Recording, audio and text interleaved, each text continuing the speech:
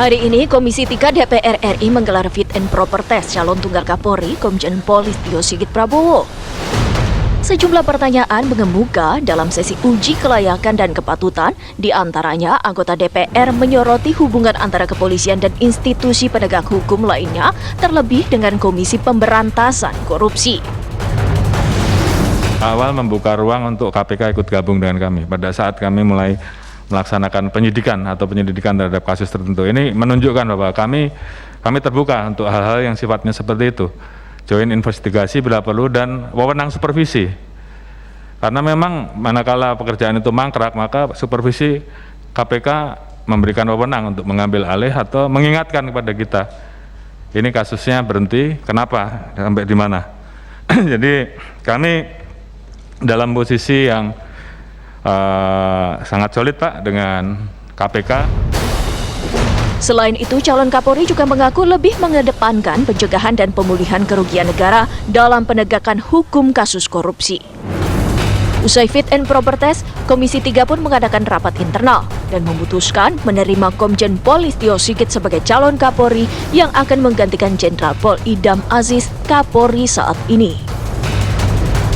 Keputusan tersebut akan disahkan segera dalam rapat paripurna DPR. Masih banyak pekerjaan rumah yang menunggu Komjen Pol Listio Sigit Prabowo untuk bisa membawa kepolisian lebih profesional dalam menegakkan hukum dan keamanan bagi masyarakat. Lantas, akankah langkah calon Kapolri baru yang mengedepankan pencegahan mampu menuntaskan Indonesia bebas dari korupsi? Tim TV One mengabarkan.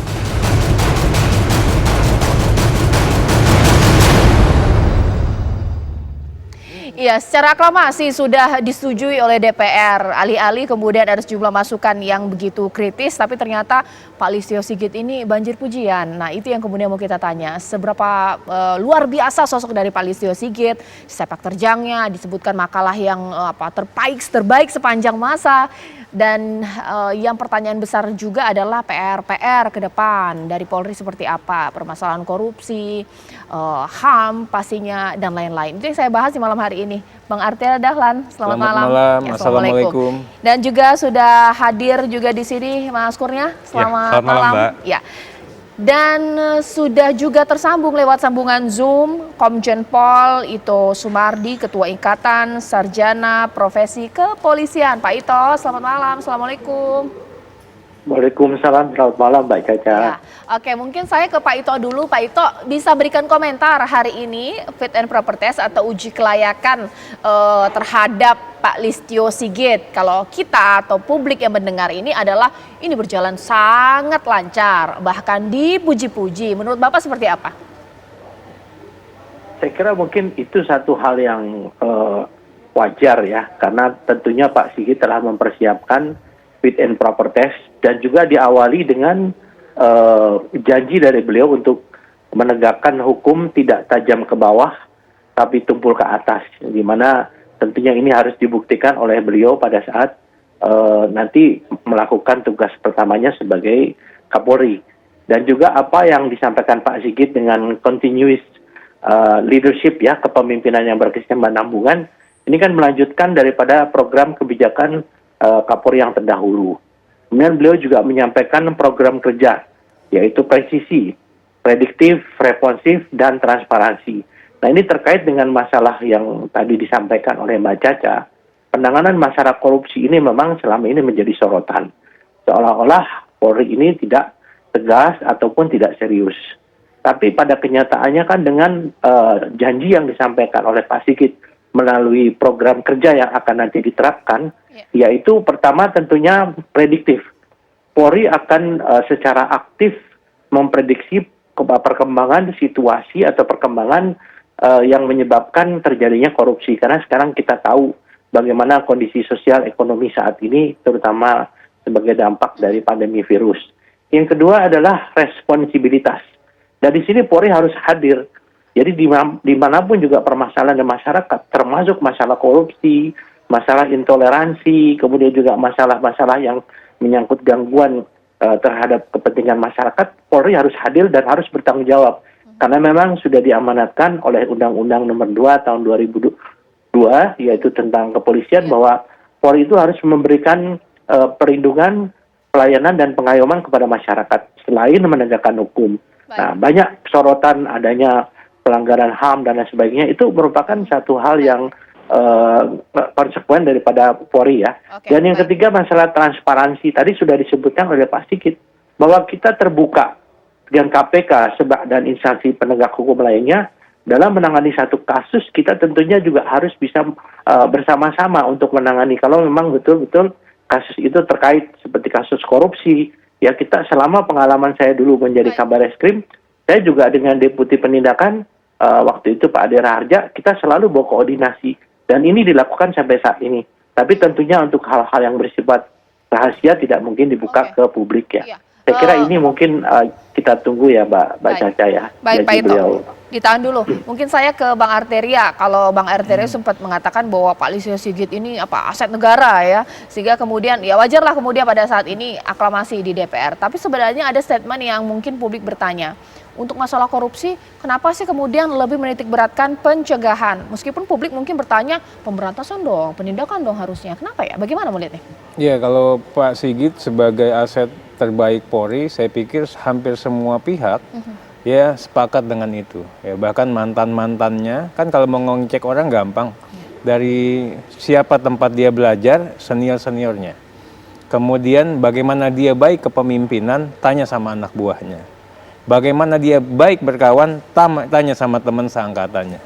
Nah, 3 hal itu kalau kita tanyakan semua, itu sentimennya positif semua dan tidak ada yang negatif. Iya. Nah, kembali ke isu yang ditanyakan, bagaimana kok programnya heavy-nya ke pencegahan, justru itulah kehebatannya Pak Sigit. Kenapa hebatnya? Kita tidak bisa menjadi tukang sapu yang baik terus-menerus. Iya. Tiap ada korupsi ditindak, lebih baik bagaimana kita merubah perilaku menjadi perilaku yang tidak koruptif. Ya. Ini tugas semua elemen bangsa nih, di DPR, penegak hukum, siapapun, tenaga pendidik untuk seperti itu. Nah, sekarang Polri punya wajah dan watak baru ya. Bagaimana mengedepankan pencegahan. Tapi Ya. pencegahannya pun bukan meminimais yang namanya penindakan. Penindakannya jalan terus sama hebatnya.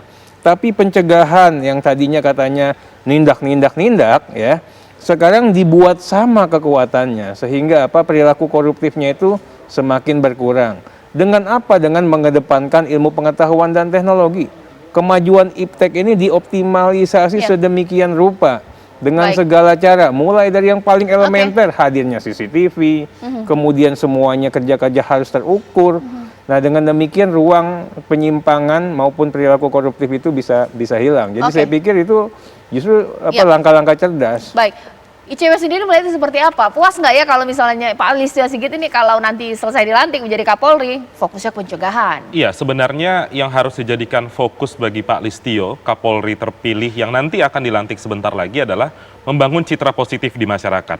Kita bisa merujuk pada data Global Corruption Barometer tahun 2020 yang menempatkan instansi kepolisian sebagai institusi di 5 peringkat atas, institusi yang paling tidak dipercaya oleh publik. Persepsinya selalu negatif setiap tahun, sehingga itu yang harus dijadikan agenda utama ke depan. Dan dalam konteks pemberantasan korupsi, ICW meyakini sebenarnya kita tidak bisa hanya mengedepankan satu hal. Harus berjalan beriringan antara penindakan dan juga pencegahan. 2 isu besar ini menjadi momok permasalahan di tubuh kepolisian. Dari penindakan, data ICW itu menurun drastis dari tahun 2017, 18, sampai 19, dan 2020 yang terakhir. Selain dari itu juga ada isu pencegahan. Bagaimana kepatuhan dan kebenaran pelaporan LHKPN dari jajaran paling bawah sampai jajaran paling atas di institusi kepolisian. Dalam penindakan sebenarnya ICW selalu mendorong agar Kapolri terpilih berani untuk membersihkan institusinya terlebih dahulu. Bersihkan institusi kepolisian, kalau saya pinjam tadi kata Bang Arteria, bagaimana mungkin kita bisa membersihkan lantai yang kotor kalau sapunya masih kotor? Bersihkan dulu sapunya, baru bisa berbicara soal visi pemberantasan korupsi ke depan. Oke, kalau kita berbicara mengenai korupsi pastinya Polri tidak bisa berdiri sendiri, ada mitra yang harus dia gandeng untuk kerjasama, yakni adalah KPK. Tapi bagaimana ketika image yang ada di masyarakat adalah nggak bisa jalan beriringan ini antara KPK dan Polri. Bisakah kemudian Pak Listio Sigit membuat ini menjadi lebih smooth nanti jalannya? Sesaat lagi di Apa Kabar Indonesia Malam.